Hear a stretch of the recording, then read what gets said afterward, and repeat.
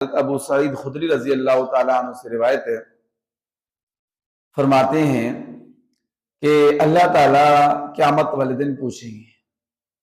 کیا پوچھیں گے؟ یقول یوم القیامت این جیرانی، اللہ تعالیٰ سوال کریں گے کہ میرے پڑوسی کہاں ہیں، میرے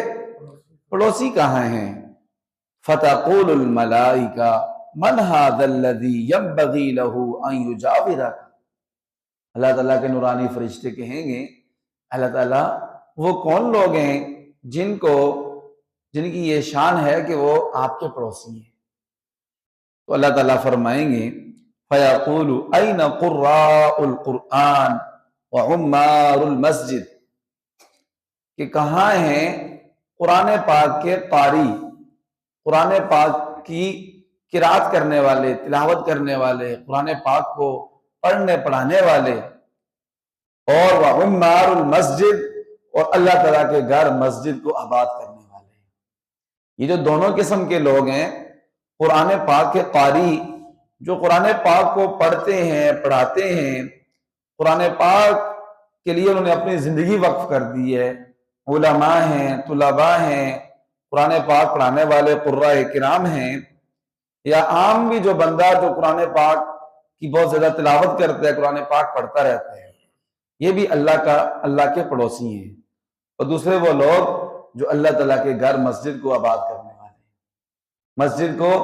آباد کرتے ہیں۔ کس سے آباد کرتے ہیں؟ مسجد کو نماز سے آباد کرتے ہیں، تلاوت سے آباد کرتے ہیں، ذکر پاک سے آباد کرتے ہیں، مسجد کے اندر تعلیم و تعلم، سیکھنے سکھانے کے حلقے قائم کر کے مسجد کو قائم کرتے ہیں، مسجد کی مالی خدمت کر کے مسجد کو آباد کرتے ہیں، مسجد کے اندر جو ضروریات ہیں، پانی کا بندوبست کرنا، اور اسی طرح عمارت کا بندوبست کرنا، روشنی کا بندوبست کرنا، ان چیزوں کا بندوبست کر کے مسجد کو آباد کرتے ہیں، تو یہ بھی اللہ تعالیٰ کے پڑوسی ہیں۔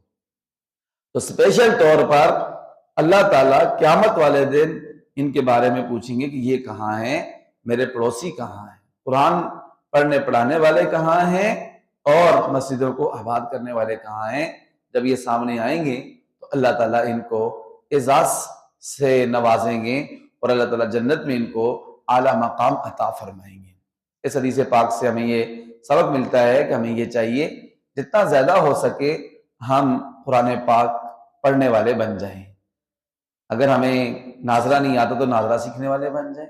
ناظرہ آتا ہے تو ترجمہ سیکھنے والے بن جائیں، ترجمہ آتا ہے تفسیر سیکھنے والے بن جائیں، اور پھر اس کو اپنی زندگی میں بھی لائیں اور دوسروں کو بھی سکھانے والے بن جائیں، اور جہاں تک ہو سکے ہم مسجد کو آباد کرنے والے بنیں ہر لحاظ سے۔ اللہ تعالی ہمیں توفیق عطا فرمائے۔ وآخر دعوانا ان الحمد للہ رب